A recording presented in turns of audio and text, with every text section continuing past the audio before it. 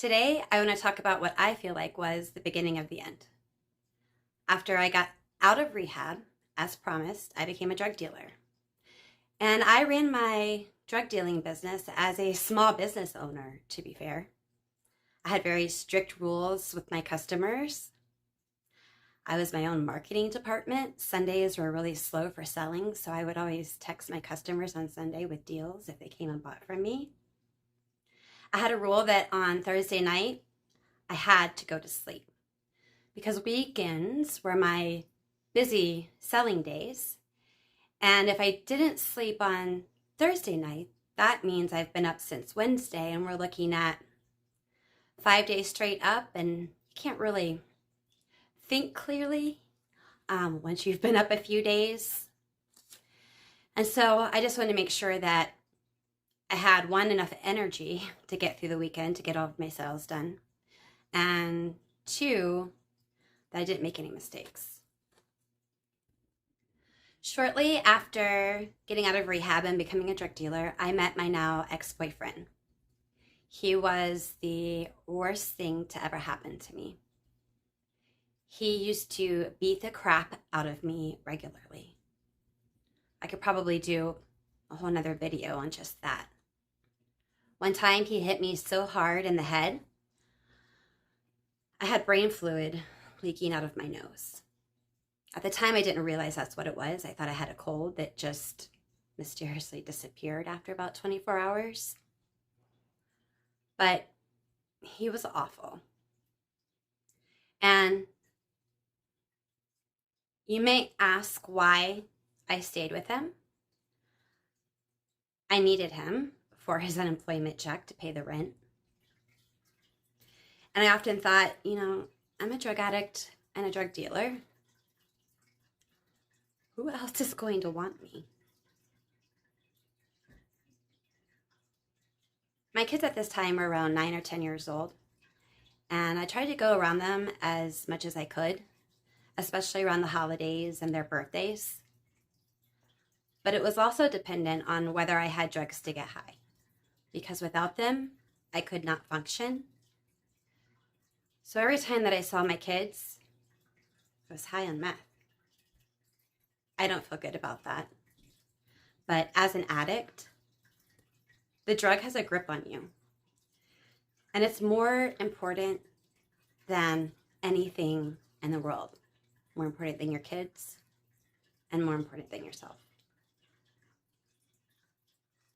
So I was still with this abusive ex-boyfriend, and we had gone to one of our friends' places to stay because we lost our place. We got kicked out of our place for not paying rent. And while we're at my friend's place, the cops ended up coming. They were banging on the door, and apparently they were looking for someone that was on probation and had skipped out, and they had written my friend's address down. They came in, and they searched the entire house, and they found my stash. It's actually almost a little comical about what happened, because I was so careful about so many things. But I had this kit, because meth heads love their kits. I had this little kit, had the scales, the baggies, the drugs in it, all zipped up and everything like that. And on the front of this little black kit thing, it said, Manda's Shard Shack. I mean, I thought it was cute and funny, but there was no question on who the drugs belonged to. And I got arrested, and I went to jail. When I was sitting in the back of the cop car at my friend's house, the detective came out to me, and he looked me square in the eye, and he was like, I'm not even going to ask you where you got the drugs from. This is your first time offense. You're probably going to get probation, so it's really not worth my time. It's like, well, that's interesting. So they really didn't even try to get anything out of me, and I wouldn't have given them anything either, because I was the one that chose to become a drug addict. That was a choice. So it made no sense to me to get someone else into trouble when I made those choices and it was time for me to deal with those consequences. After I went to jail for a few days, I heard from the other girls that were there that you could sign up to do this special bond program.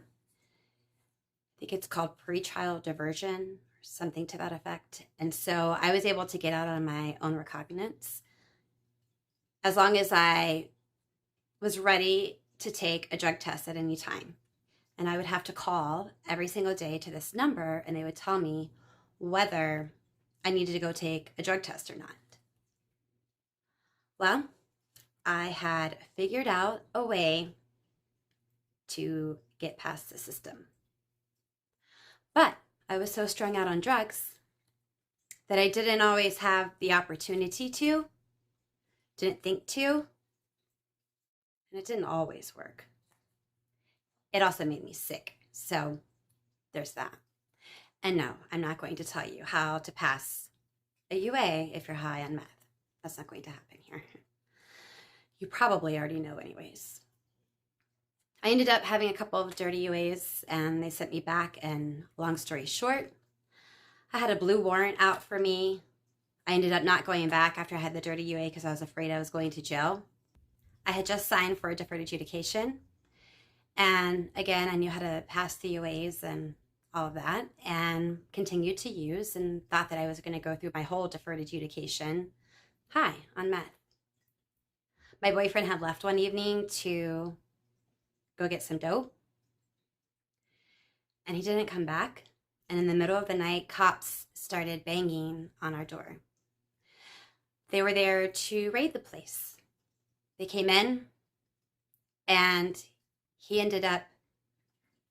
both ended up getting arrested. The cop said that with what he found, we were not going to see the light of day for a very long time.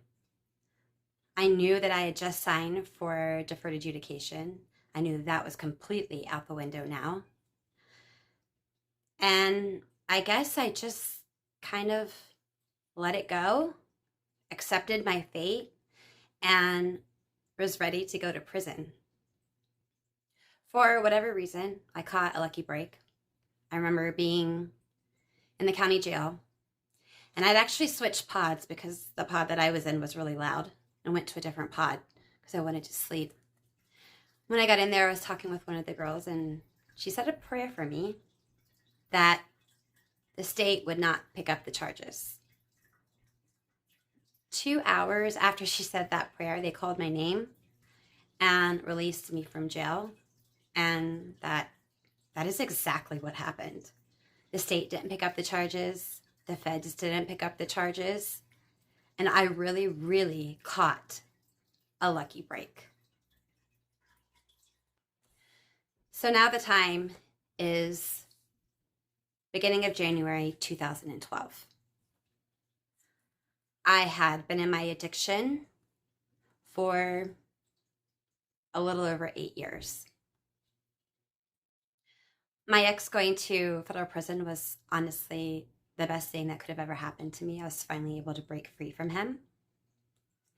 And I did not know that in the next couple of months, my life would completely change.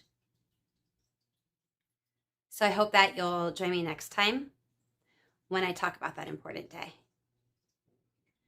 My name's Amanda, and my hope is that by sharing my story, you'll find the motivation to find that life that's waiting for you on the other side.